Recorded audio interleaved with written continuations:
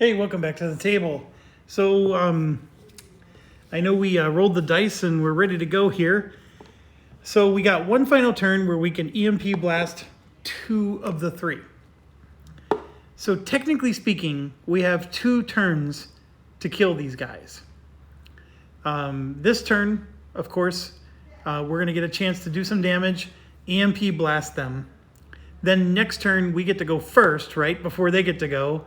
So we'll get one final shot at them, and then the EMP Blast, of course, is going to be run out. To be quite honest, I need more than 2 turns to kill all 3 of these guys. As you saw, to kill just one of these takes a full turn. And Elite number 2 there, the yellow one, and the big frigate in the back, they have more hit points than anybody else. Now, technically speaking, we have done some damage to these guys. The frigate is at least lower in shields, but still has a crap ton. I think we said 16 and then 14. But Scout number 1 is down to 1 shield and it looks like 9 health. So 10 hit points on number 1.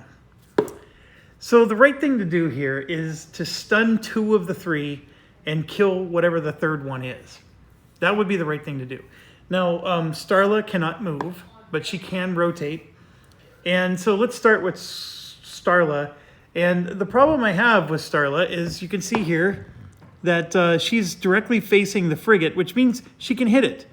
But if I want to take out number 1 this particular round, I would have to turn her. Well, if I turn her, she has the long shot. So you can see that big straight line, right? So long shot is not very conducive to this. So what I'm going to do is I'm just going to take what I am given. And I'm sorry for the shaky camera, but I'm going to just put 2 attack dice on there. And then we can maybe rotate, because I only have 2 dice left, right? And I can't move because I don't have a status thing here, but I should have grabbed a red cube. And remember, we were slowed on that last attack. So I can't move. I'm down to just 1 health and 1 shield. So I really should be resting. Oh. But I'm not going to. Because if I take another hit, I'll just lose the flank. That's the plan. That's the plan. And you got to think that way, folks. You got to be willing to just take your hits. So we're going to go ahead and shoot number 4, because that's the one I'm looking at. Now, could I shoot number 1? Yes, I could. I could rotate and then do a basic attack, which only does 2 damage. But this attack is going to do 3 damage, and it pierces armor. Which, by the way, the last time we did this, we pierced the armor as well. And technically speaking, when we took shield damage, it should have been hull damage instead. But trust me on this, it doesn't matter. There's 11 points of hull here. Doing a shield, ignoring shields doesn't help, because everybody else who hits them then has to whittle down the shield. So I know I did that wrong in the last video, but I'm not going to go retcon it. The damage is damage. It was just done to the shields when it wasn't supposed to be. Okay, so with that being said, we got Starla here. We're going to do a 3 damage attack. It does bypass the shield, so we will, and then there's no advantage. And there we go. We got a +1. So that's a 4 damage attack, and it does bypass the shields. So we're going to go, this is 10, so this goes down to 0. I'm going to take that off. And then that was 1. This is 2, 3, 4. So it's down to 7 health. And then we probably should retcon this. I don't remember how much damage Starla did last time. Actually, we got it right here. We drew a -2. So we did only 1 damage, and that sounds right. So I'm going to give him 1 shield back. So the shield's going to go up by 1, and we're going to move the hull down 1 more to 6. Because out of some miracle, I might be able to long shot this guy to death. So we now move down to 1 charge left on the long shot. So with that being said, I got 2 dice here. I could possibly rotate, but that's all the more I can do with Starla. And that wasn't the person I was planning on hitting. So we could, like I said, focus on number 1, or even focus on number 2 over here. But either way, we got to get these guys killed. So let's look at, so Andrew here has 4 attack dice and no movement dice. So that's another problem. And he only can do basic weapons, so he can't even use 2 of those dice. So let's say we put these 2 here. These 2 dice can't be used. One can be used for rotate, and that's it. So, because his weapon and everything is gone. And I no longer have the +1 if he has advantage, because, you know, that was used up. However, if I rest, I can recover some stress. And that's what I'm going to do. I'm actually going to rest with him. And that will, he's at 4, and he's actually at full health. But it does reduce his stress by 2. So 1, 2. And that means we can go into his deck. And, oh gosh, didn't mean to do that. That was down to 1. So we got to go through his deck. He took a miss card because he was stressed out. And we got to get that out of his deck. And there it is. So it actually gets removed from his deck if his stress goes below 3. So we went ahead and did that. And then now everything gets shuffled in. And he does have 1 basic attack, which goes in this general direction for 1 damage. And the only thing he can hit with that is number 2 here. So I'm doing an awful job. I'm hitting all sorts of guys, but none of them are the ones that I need to, like, I'm not focusing on one guy. I need to focus on one guy, but I'm constantly bouncing around here, and I'm shuffling, and so here we go. So 1 damage. Oh, I'm facing the wrong way. I'm facing this way. Oh, crap. So I don't even have a attack to do. One thing I forgot to do is this does get a +1 charge because you get 2 supply. You just can't put both supply on the same item. I would be able to put supply up on either of these 2, but obviously they're damaged. So I'm going to use this last one to just rotate. 1, 2. So I'm at least facing that guy. This is not good. I'm 2 people down, and I still haven't damaged anything other than the big frigate, which the frigate is at 8 + 6, 14. It's at 14 health. I don't know if I could do 14 health with just 2 guys left to go. And one of them is the stun guy. So now we have JB. JB does have this burst fire. And JB is sitting here. And the burst fire right now will hit the frigate. I can't get the burst fire configured in any kind of way where I can hit 2 targets. It will do damage to 2 targets if I can get them both in my sights, but unfortunately I can't do that. Oh,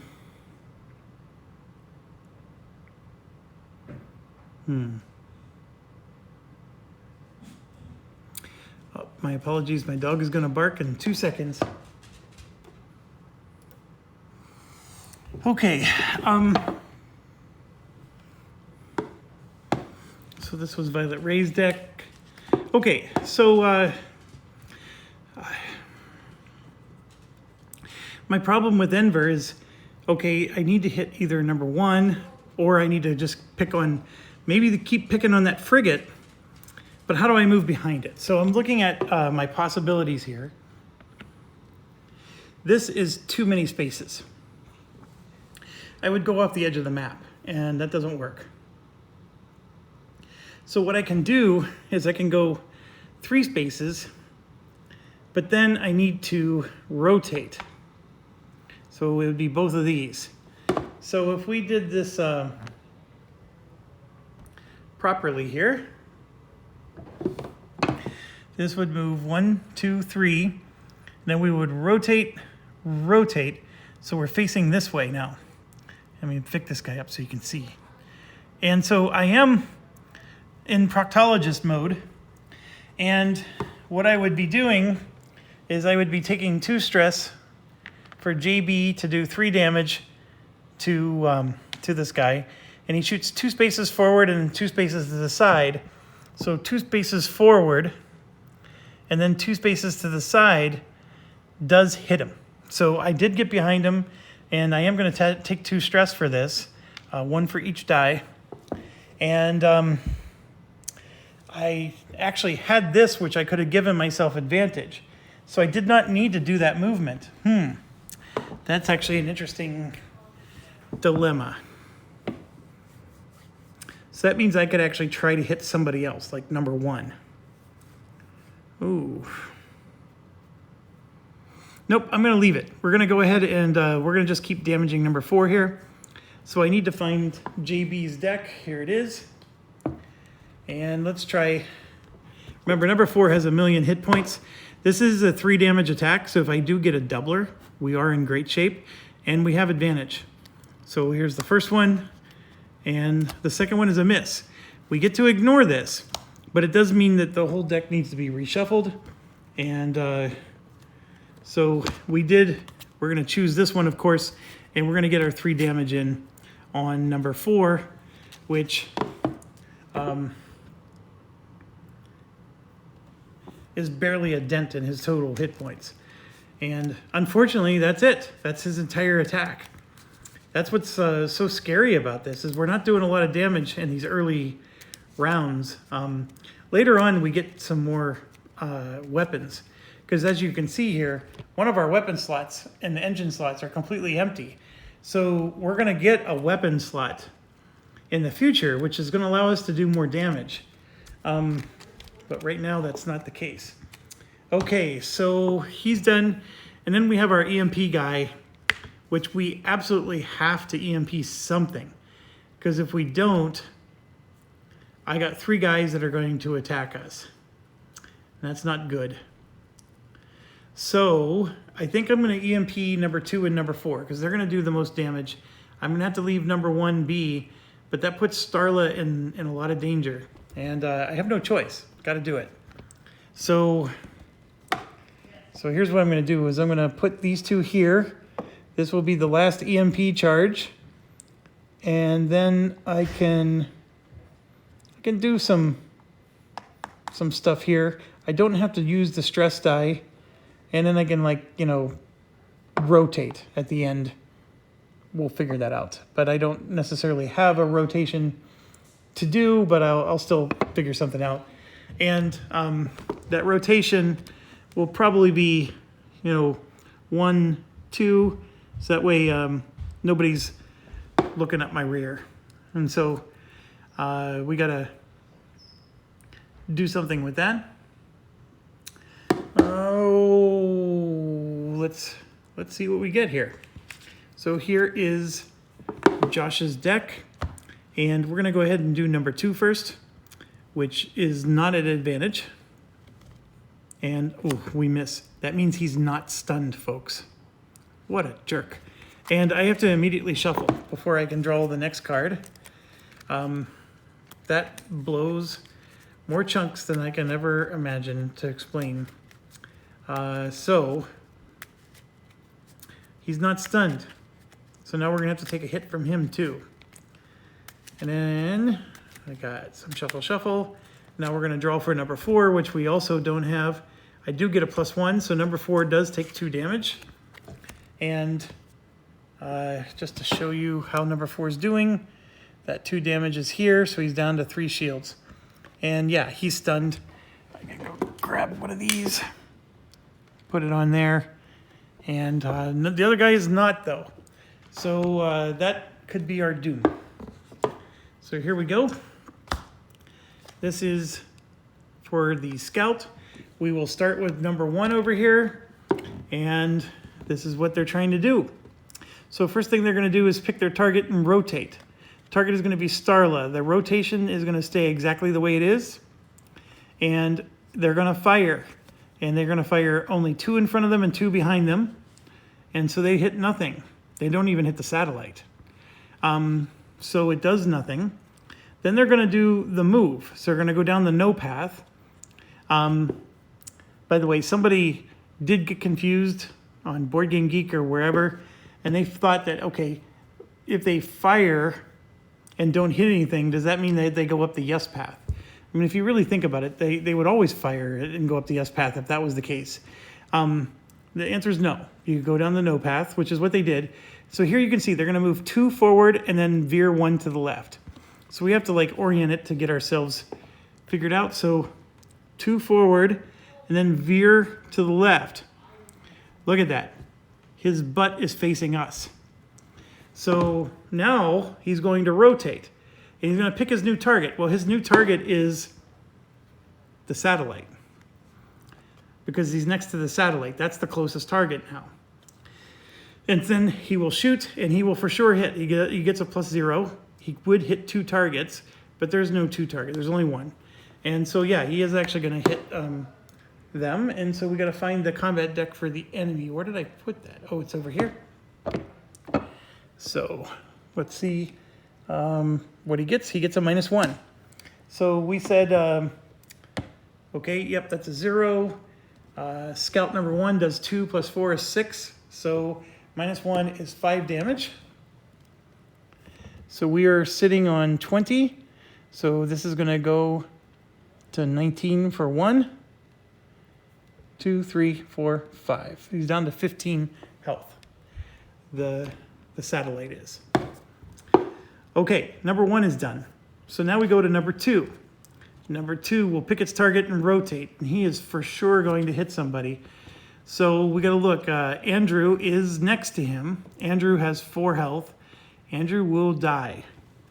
The other one next to him is Josh, who only has 2 health.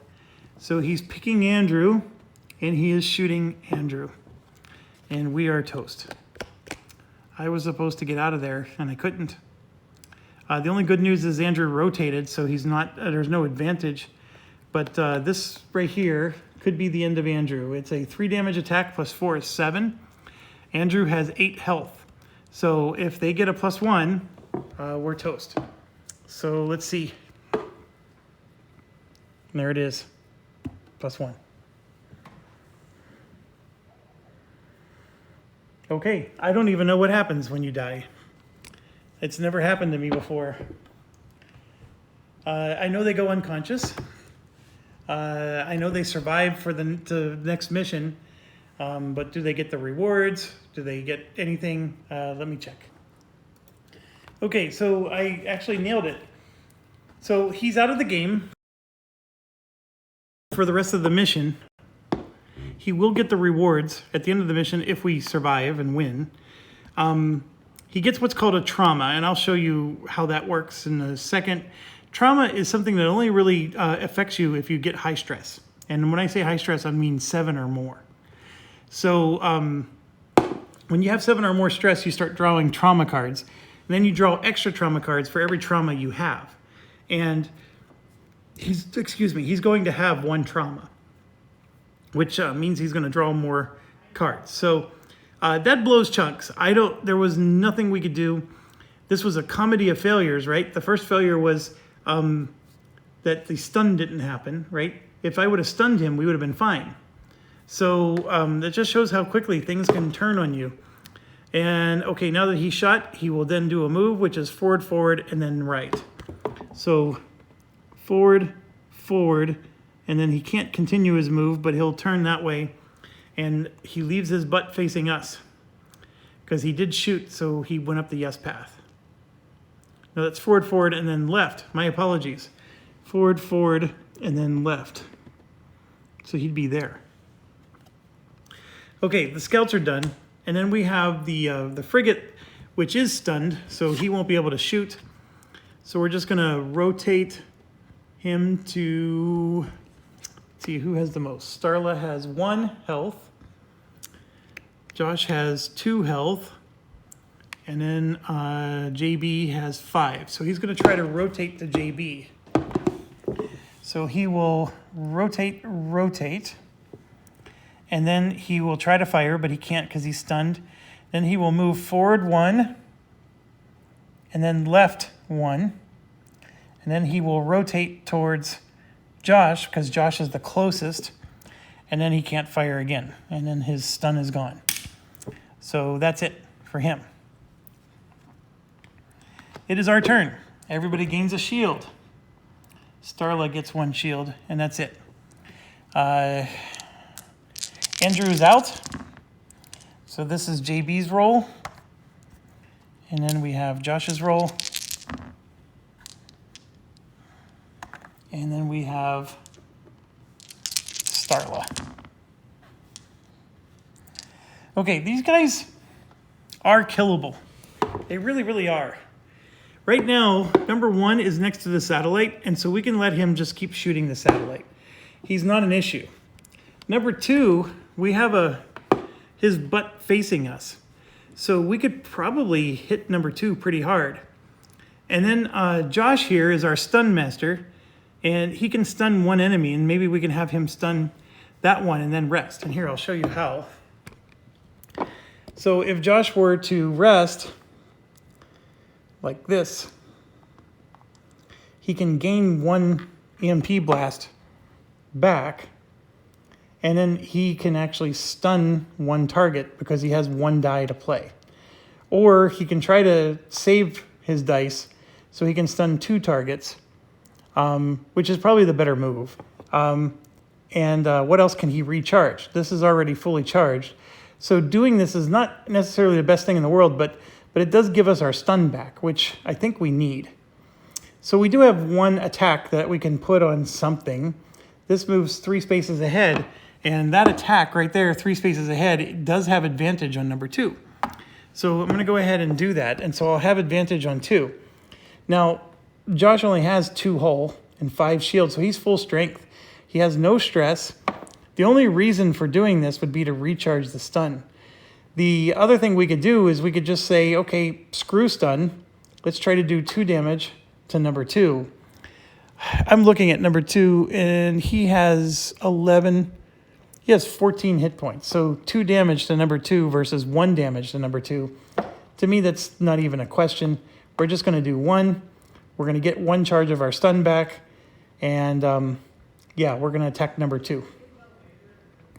That means, though, the frigate is going to be fair game, and I'm not sure that's a good idea, but it just means that Josh will lose the flank, and I'm okay with that. All right, so we're going to draw Josh's card, and that would be this deck here. We do have advantage, and we're going to be attacking number 2 there. So this is the first one, and then the second one. We do get a +1, so we did 2 damage to number 2. And so number 2 over here loses 2 shields and is down to 1 shield. So got a miles and miles to go for that one. All right, Starla looks like a good next target because she's right next to number 2. So we're gonna go ahead and rotate Starla to point to number 2. And here's the problem. Long shot, you can't be next to your target. So we're going to have to do 2 basic attack for 2 damage, and then I still got 1 more to do something. I just don't know what it will be. So that's what we're going to do with Starla. So the first rotation is going to look like this. 1, 2. I can't do the long shot like we were talking about. The other thing we could do is, like, with Starla,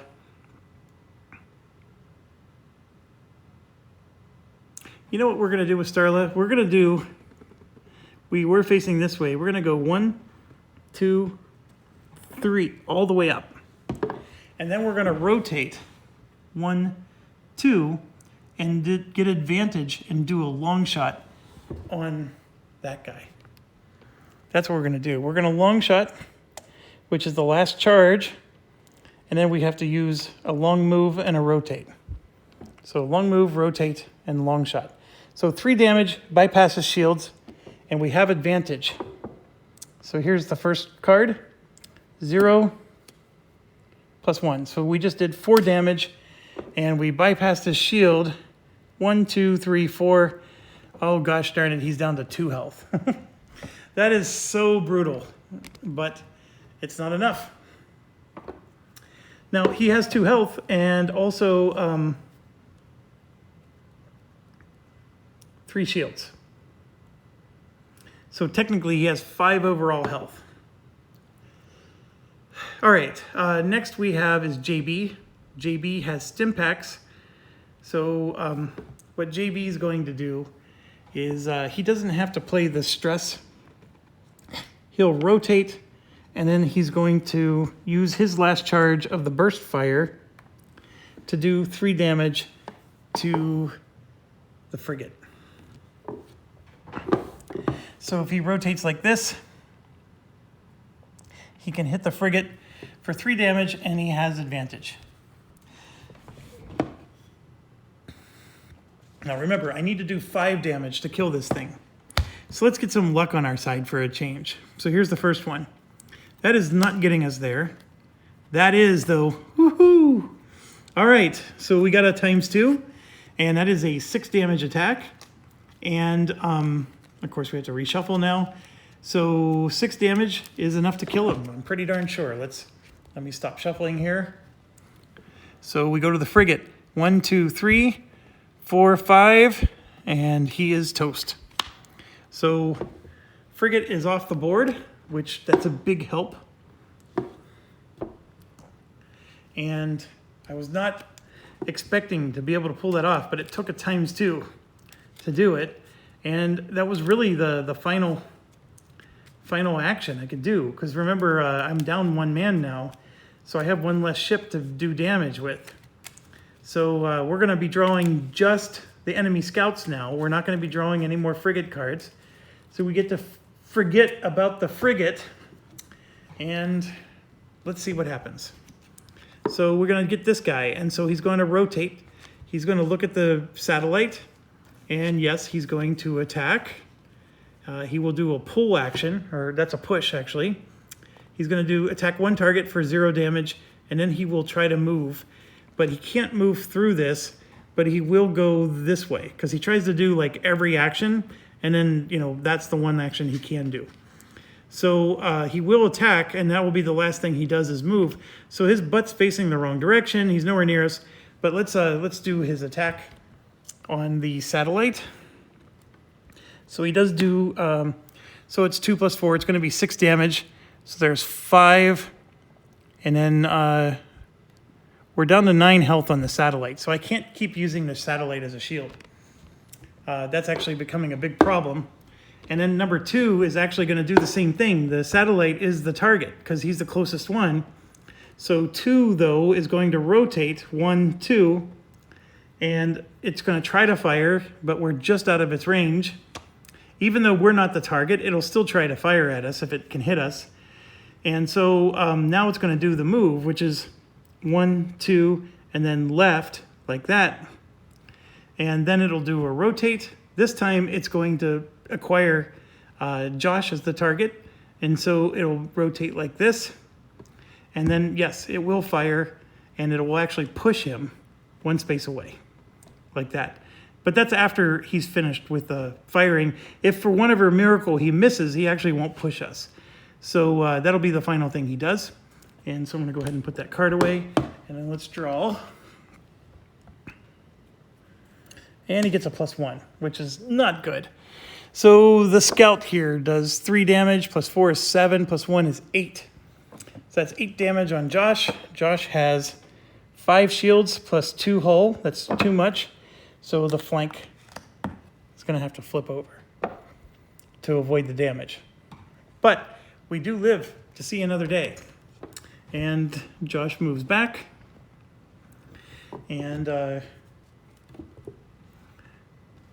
the one thing I was going to show you real quick is because Andrew took,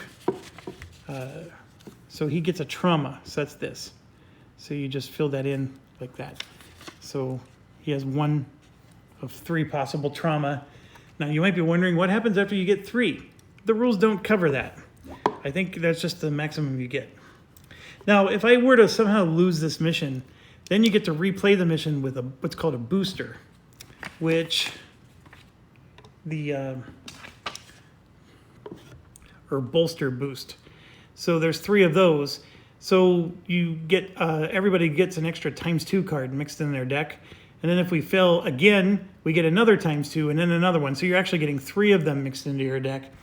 And speaking of which, we've mixed 4 ×2 cards in our deck and we've not drawn a single one of them. We have drawn a ×2 card twice in this match, but they were the regular ×2. None of them were the extra candy. So it is interesting how none of the candy has shown itself yet. But it is now our turn. Everybody gets a shield. I'm checking. Starla is max. Josh is max. Everybody's max. So here we go with JB. And he keeps rolling those stress dice. Then here's Josh. Oh, that's not good. Look, I don't have enough to do an EMP blast on 2 targets. And then Starla. So Josh has 1 EMP blast, but in order to hit 2 targets, I need 2 attack dice, and I don't have them. Now, Josh could have moved in a way that he can hit both of these guys and stun them both, and then it's easy pickings, right? We can finish this match. That's not what's happening here. So let's start with JB. I think we want to see, can we damage these guys at some level?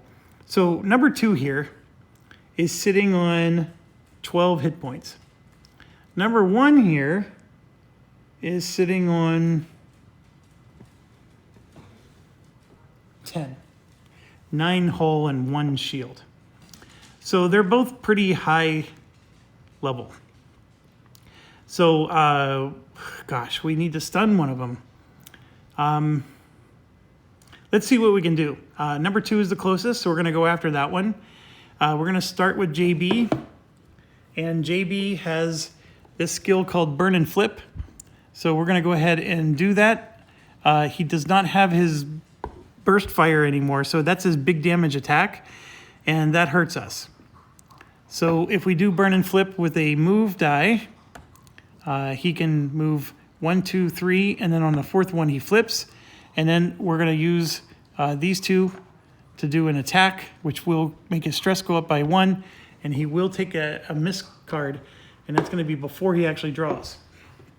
So Burn and Flip, 1, 2, 3, and then 4 is the flip. And the basic attack cannot hit that location, so he will use one of his dice to rotate. And now he's got perfect angle to get advantage, which is really funny because JB actually has the ability to give himself advantage, but he's always had it in this whole game. Okay, so a miss card has to get shuffled into his before he goes. So he's up to 3 stress, so we gotta get all this stuff shuffled in. And there's of course a chance that he's going to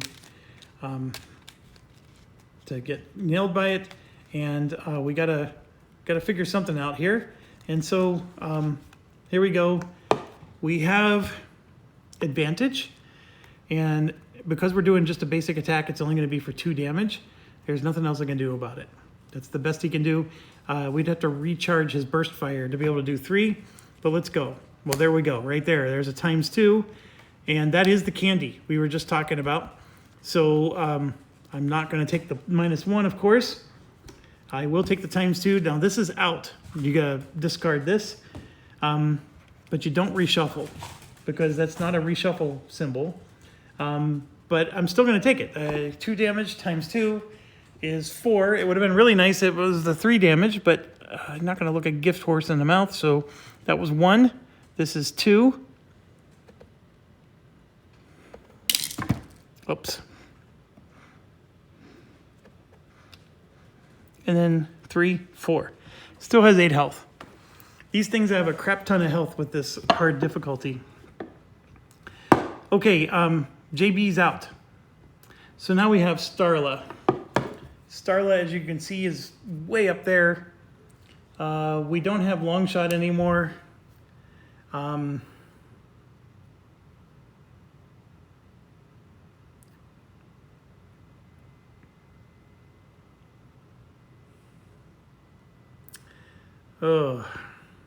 What do we do? So I think what we're going to do is we're going to rotate with Starla. And then we want to move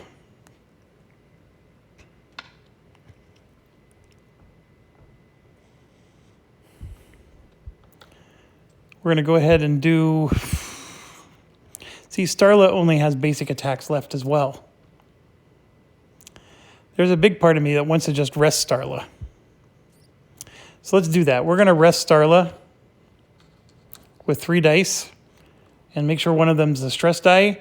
Starla's going to lose 2 stress and then gain 2 hull points, so get up to 3 there and gain some charge. So we're going to get 1 charge on the long shot and then 1 charge on the sacrifice. Not saying I want to use it, but since I get 2 charges, I'm going to give 2 charges somewhere. And then we're going to use this this flank. So the flank here goes 1, 2, 3, then 4, and then it's supposed to be 5, right? It's supposed to finish there. But we're going to stop here, and I have to take a stress. So Starla will go up 1 stress for that because we didn't finish the move.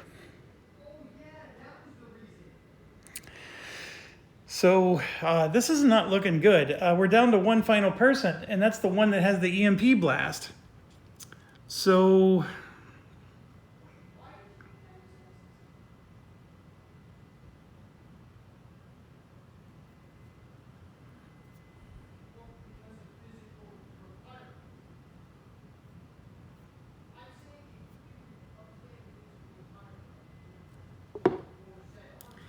okay, so for Josh, we're going to do 3, 2, and rotate, and then the stress is going to be to attack. And I'll show you how this is going to play out. 1, 2, 3, 1, 2, and then rotate, and then attack. 1, 2, 3. I have advantage. I can hit number 1 from the rear. With a 1 damage attack. Yay, team. But there's not much else I could do. I don't want to waste my EMP yet because I can only EMP 1 of them. And I'm okay with who gets hit next. So here we go. So we're going to go after number 1 here. There's a -1. And there's a ×2. So now I got to shuffle. So I get to double a 1 damage attack. Man, isn't it crazy? All right, so we're drawing some doublers now, but it's not real high damage. So number 1 is going to take 2 damage here. And so that means he loses the last shield, and then he goes down 1 hull. So I'm doing an awful job. I'm hitting multiple guys instead of focusing on 1, but some of it you don't have any control over because the dice sort of dictate your actions, and you have to manipulate, rotate. I mean, the right word for this is inertia. So you have like this inertia in your movement that, has to be overcome whenever you're playing this game. So anyways, we're done already. And that satellite is in big, big trouble. So we're going to go ahead and draw here. And so you can see there's a rotate. Then he's going to shoot. So this guy is going to rotate and shoot the satellite. And he does do a push, but that doesn't mean anything. It is +0 to the attack, but the 2 + 4, I mean, it's 6 damage to the satellite unless something gets drawn. So we did draw a -1, so it's 5 damage. 1, 2, 3, 4, 5. The satellite is down to 4 health. We might lose this mission. Next up is number 2 here. Starla has 3 health. JB has 5, so he will rotate. Actually, we got to do the movement still. So for this guy, after he's shot, he tries to go 1, 2, and then he would go to the right for 3. Then this guy will shoot JB. So let's see what he gets. He drew a -1. So this guy is 3 + 4 is 7. -1 is 6. So 6 damage to JB. JB does get knocked backwards 1. And let's see if JB can absorb 6 damage.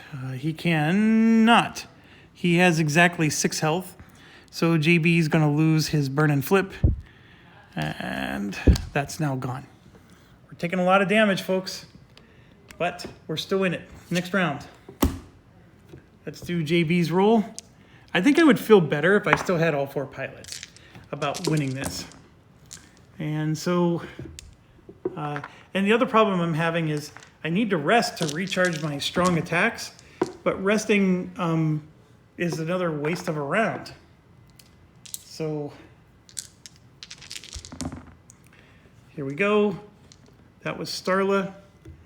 So let's start with Josh. Josh needs to get to right where JB is, so he can do a move up and over, and then he can stun both of them.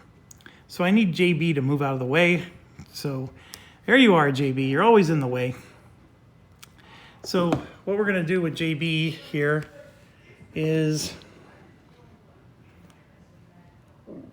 again, he can only do a basic attack, which is 2 damage. He's going to use a stim pack, which will give him advantage. And then he will use a stress die, which puts him up to 4 stress to move out of the way, just anywhere. Because he needs to get out of the way for Josh. So we're going to move him up and then over, which I'm not too thrilled about. Or we can move him up and then over like that. But we'll move him this way. Okay.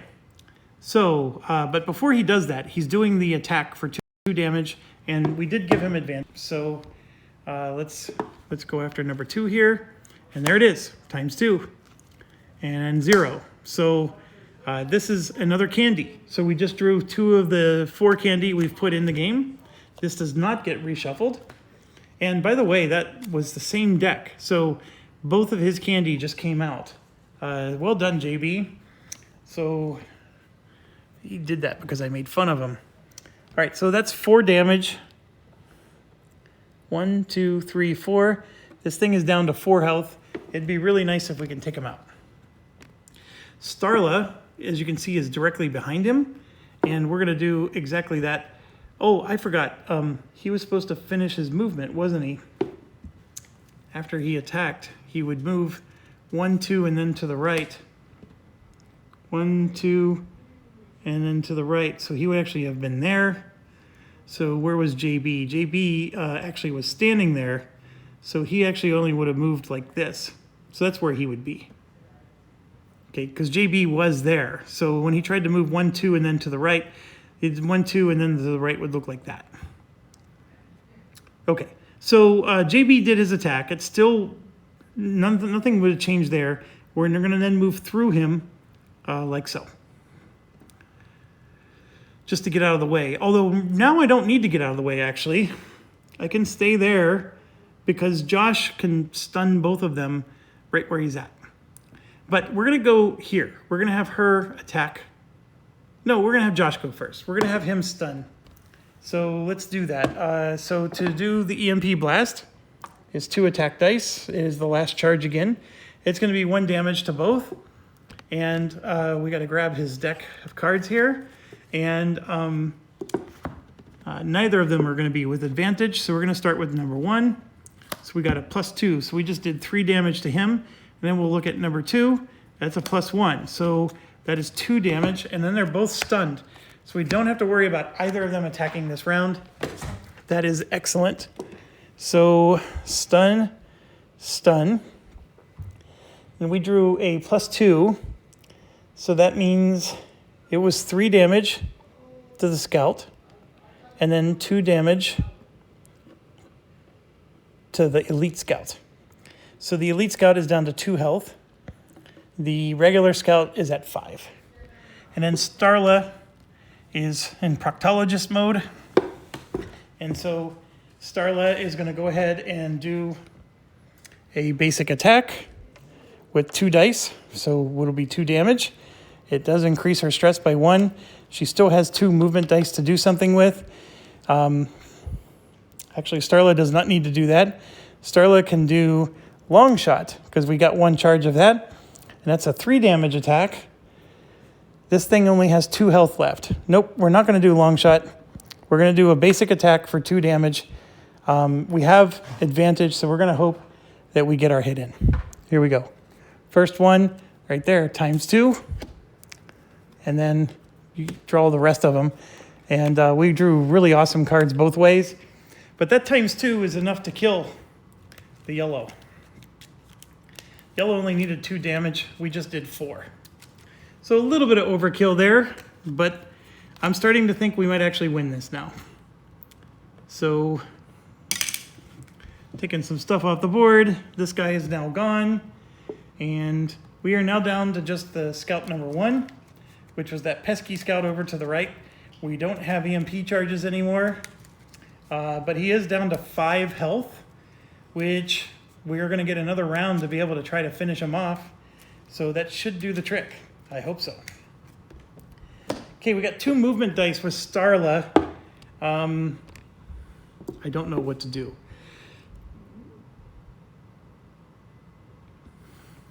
I'm going to do 1, 2, and then 1, 2. So we're going to sort of snake around because I have a feeling that this guy's going to move in that general direction because he's stunned, but he's still going to move, right? So he's going to rotate. The satellite is down to 4 health. So JB actually has 5 health. So JB is the target, not the satellite. So he rotates to the satellite. He tries to pew, but he can't because he's stunned. And so then he goes down the no path. And here you can see he's going to move up 1, 2, 3. So he's going to go 1, 2, 3 this way. Then Starla becomes the new target. And he will rotate towards Starla. Like so. And then he tries to pew again, but he can't. That's the end of his turn. So here we go. We got to get this guy done. He is oriented in a way that none of us have advantage. And if I would have left Starla where she was, we would have been in great shape. And then the other problem I have is Starla needs to turn around to be able to hit this guy. And I'm not happy about that. But let's go. Starla's going to roll. And then let's have Josh roll. And then JB. Okay, we basically only have basic attacks for everybody. Starla does have her long shot, but we're in trouble because of the way he went up and decided to proctologist Starla. So let's start with JB. He can do a 1, 2, right? Basic move. And then he can do a rotate like this. And he has advantage. JB is the one person who can create his own advantage, but he gets it anyways. And then he has 2 attack dice, and he's going to do a basic attack for 2 damage. So just to rehash, we did the 1, 2, the rotate, and here's the 2 dice. So let's go ahead and grab his deck, and then try to hit number 1 for 2 damage here. First attack is a miss. Good thing we have advantage. That's the stress miss, too. And then there it is. That's a 0. So we did 2 damage. This stays in the discard pile. It doesn't get reshuffled, but it also doesn't get discarded because it wasn't used. So it just goes in the discard pile. So we just don't want him to reshuffle there. So he did 2 damage. So this thing drops to 3 health. We just need everybody to do their part. The problem is Starla can't hit him. That's the thing I'm worried about. So we go to Josh now. If Josh does 1, 2, and then rotates like that, Josh can hit him. So we do a move, we do a rotate for a stress, then we're going to do an attack for 2 damage again. But this time it's not with advantage. So this is his deck, and he gets a -1. So Josh does 1 damage to him, so he's down to 2 health. We are in trouble. Because Starla can't turn around. Actually, she can. We have, with Starla, we still have flank. So we're going to go ahead and do 1 in flank. Drops the charge down to 2. It is going to move Starla really far out of the way, but 1, 2, 3. 4, and then 5. So that flips her around. And the problem is we need to get her in so she can do a long shot. And she's way out of range for a long shot. Well, she has to be here or here for a long shot.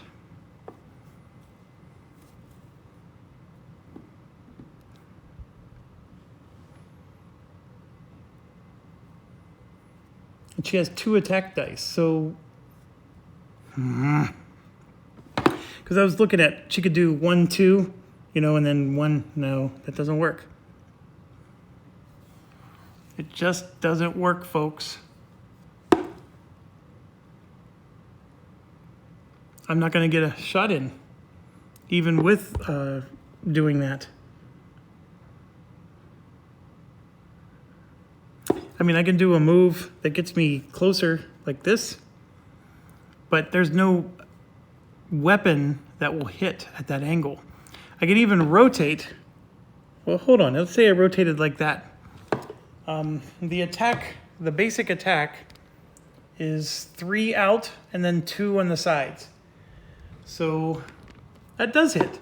1, 2, 3 out and then 2 on the sides. So the problem I have though is I used one of these and one of those. So all I have is, it's just a 1 damage attack. And I need to do 2 damage to kill this guy. And I just did a 1 damage attack. So with 1 health left, this guy is still alive. And that blows. Because JB is going to get hit again. So it's going to rotate towards JB. And then, yes, it will fire at JB for +0 damage. So here we go. 1, 2. And then it's going to fire. 4. That becomes 6 damage to JB. And then it will move 1, 2, and then veer to the right. So 1, 2, and then veer to the right, which actually causes it to take 1 damage. I'm sorry, no, 1, 2. It truly does veer to the right, so it's there.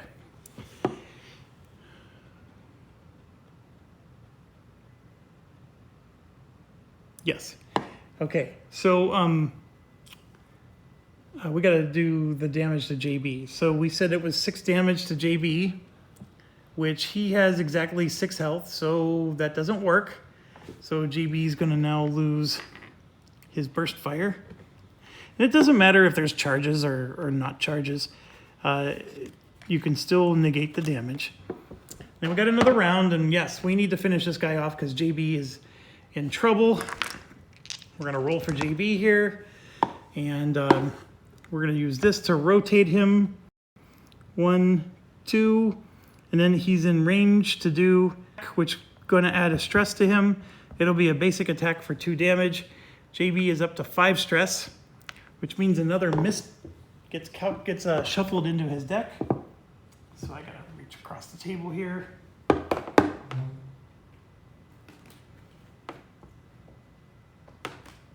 The bad part about this is that the other miss is gonna that was in his discard pile is now getting shuffled into his deck.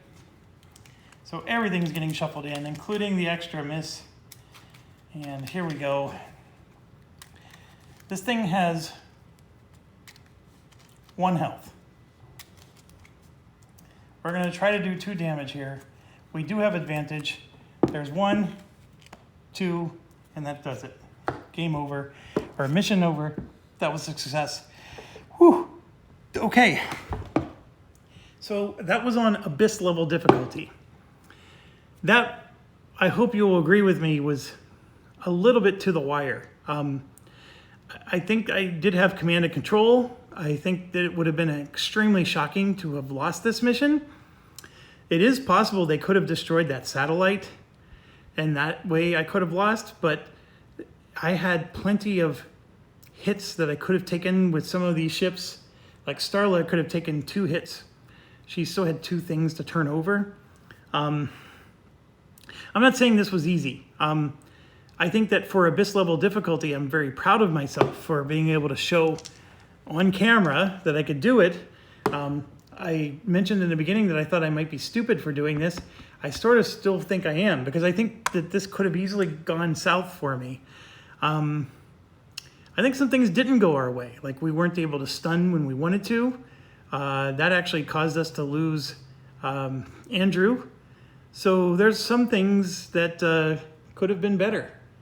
With that being said, though, we did win the scenario, so we get to do the success portion. So I'm going to push some stuff out of the way, and let's see what it says. Takes a few seconds to sink in once the last Ronin ship is gone.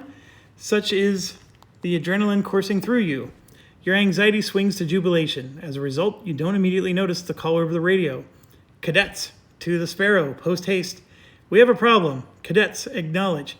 Yeah, thanks, Sparrow. You didn't do diddly squat for that whole mission, but now you're telling us to hurry up. Yep, you sound like a perfect boss. Okay, so the reward, and this is every pilot gets this reward. We're each going to get 5 credits, but because I played Abyss difficulty, we get 5 more. So we're each going to get 10 credits, and then we each get to equip 1 tech upgrade from cards 1 through 6, and then we'll do the conclusion. So there's a little bit of, this is the fun part of the game, if you ask me.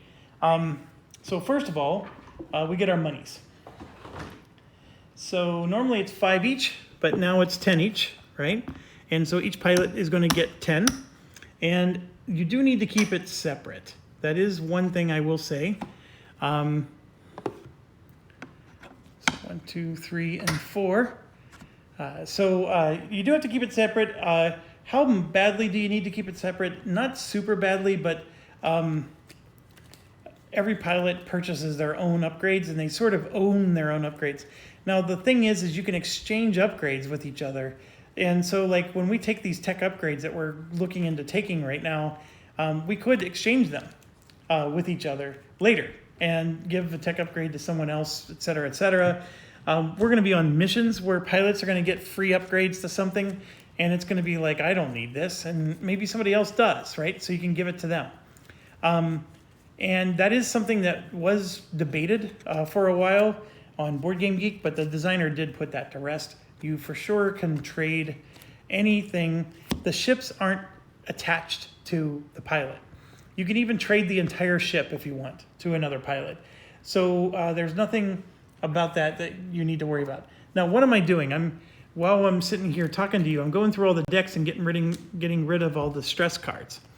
So, because I'm basically trying to get ready for the next mission while I'm chatting. So with that said, we gotta also get rid of the candy too. That was a candy we never saw. So it's like going to the parade and seeing the candy go down into the drain. Only the evil clown that lives in the drain got to use it. So, okay, I think I'm ready. Oh, there's another candy we never got.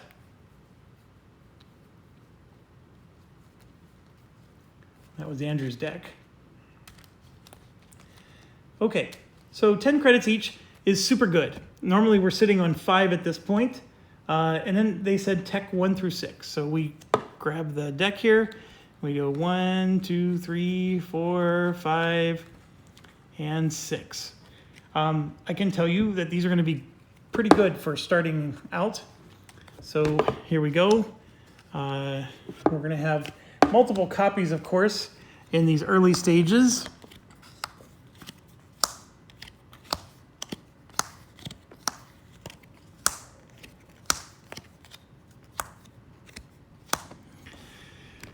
Okay, so first things first.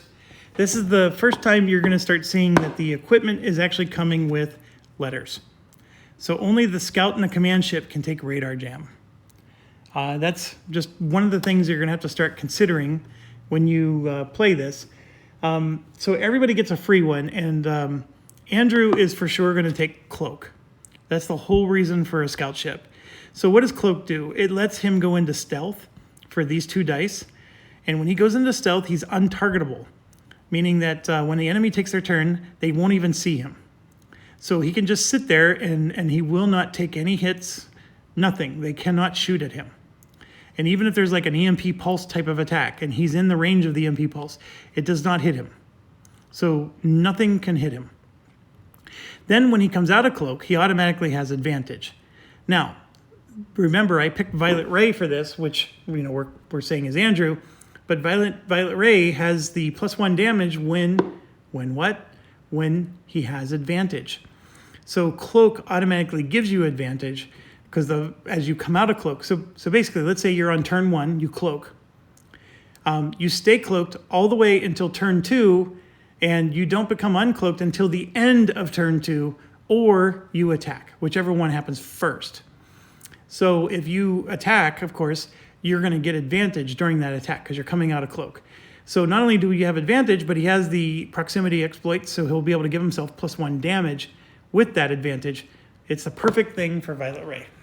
Perfect thing for a scout. So we're going to give that to him in one of the tech spots.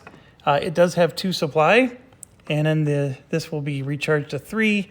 And then, of course, we flip this over for 3 and 3. Okay, so that is Violet Ray. So now, what do the rest of them do? Well, Radar jams them, right? And the way it works is you pick any ship within range of 3. You can do this to 2 targets. So they both have to be within range of 3, and you radar jam them, which basically means they have disadvantage. So even if they do attack, they have to draw 2 and take the worst. So you're increasing the chance they're going to miss or whatever. It's definitely not bad, but only scouts and command ships can have it. Target lock, heavies and commands. Any ship within range 3, they get target lock. Target lock means that you're going to have advantage, but so does the rest of your team. So everybody has advantage when attacking that target. Not just one time. It's for the rest of the round. So this is one of those things you want to go and use first. And it doesn't cost any dice action. It's just a 2 supply. So this is really good. And only heavies in command. Targeted ion is any ship, one ship within range 3 is going to be slowed. So they can't move. They can attack, they can rotate, but they can't move. So you can keep them stuck wherever they are. Shield charge is just as it explains, but it uses a die. Only the research and assault ships can get it, but you can, in a range of 3, you can take any 2 ships and recharge their shields by 2. That, could be yourself plus someone else. This one is the same concept, except it's hull repair, 2 damage. And if you use a stress die instead of a regular die, you get to add +1 hull repair. And that's a pretty interesting one. And this is for research and command. And yeah, that's it. So we got to pick what we want. So let's start with Jarden, who's our stun and gun. He is, as you can see, command and research. So if he's command and research, which of these do we want him to take? And the beam repair is never a bad one, but that costs a die.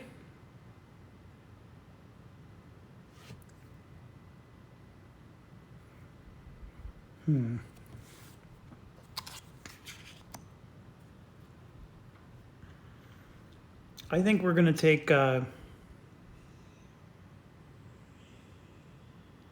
actually beam repair is not bad.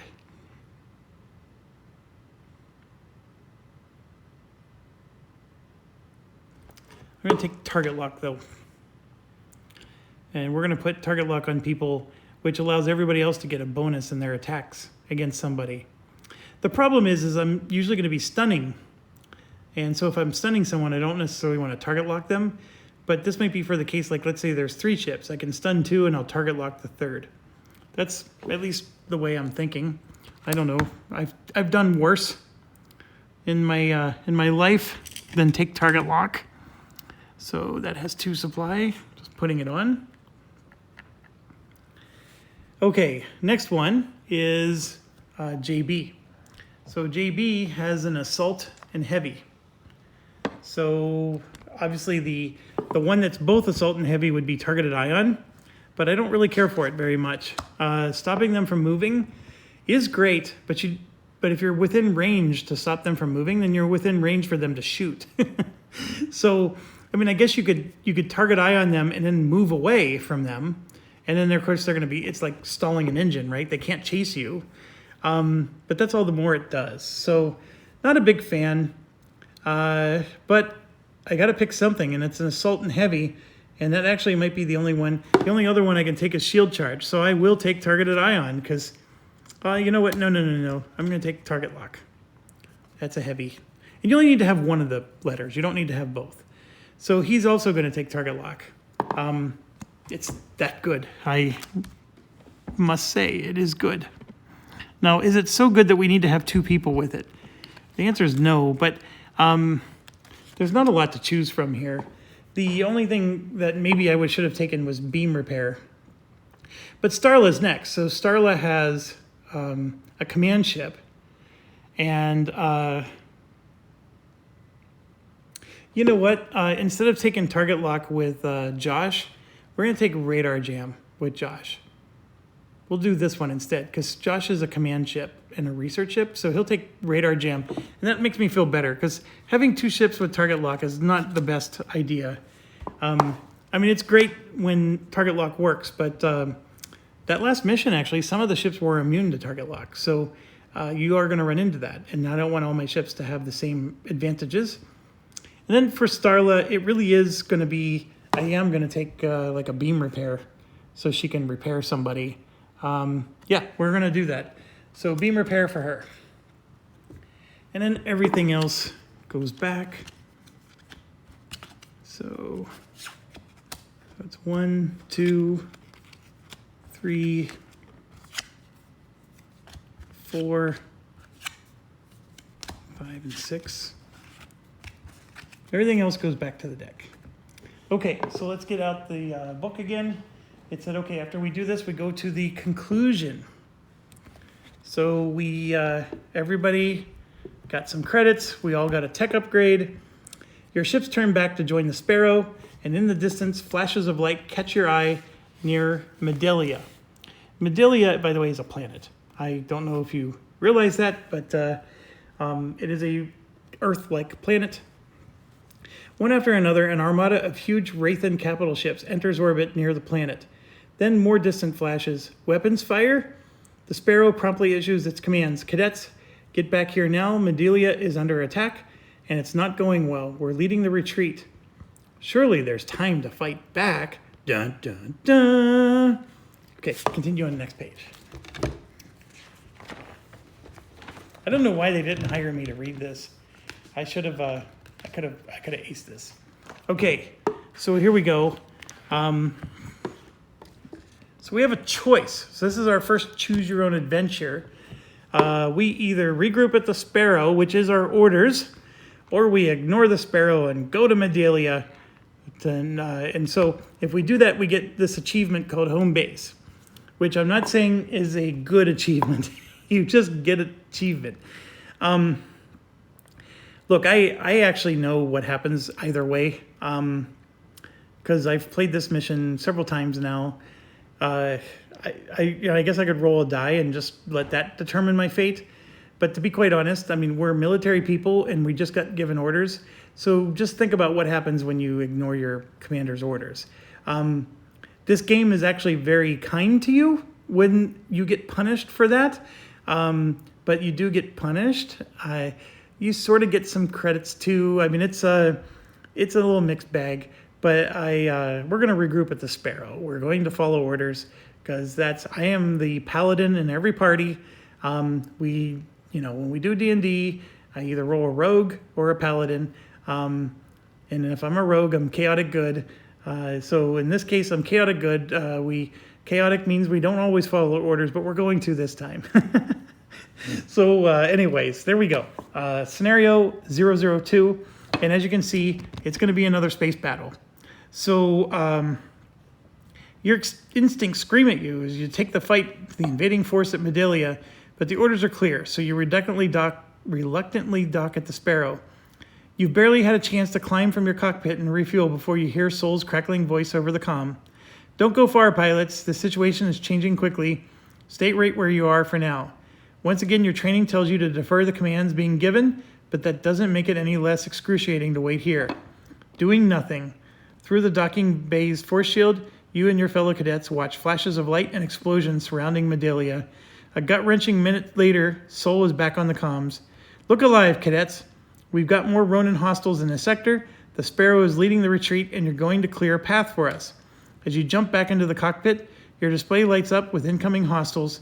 You quickly take off, and the Sparrow gets smaller behind you as you speed away. You're on your own now, and everyone is counting on you. So we got to eliminate all the Ronin ships to create an open path for a retreat from Medalia. So you can see here we're going to have to set up this mission, which I can do in between videos. And yes, that means we are going to pause. It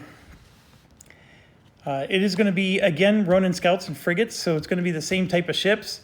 Really, nothing's changed, except now we got these tech upgrades, so we got a little bit of extra help. We've already learned that at the difficulty level I just played, that these could really ruin our day. Yeah, I could lower the difficulty to make it a little bit easier. I hope you at least saw that if I would have played that last mission on normal, I would have aced the thing. That's true here too. That's the dilemma I have. If I play on normal difficulty, it's too easy. At least at my skill level. When you get to Act 2, then they're throwing stuff at you that you can, that keeps you sort of interested. I don't know. I think we're going to go ahead and try the difficult level again. I think we really struggled at it, but we can still try it.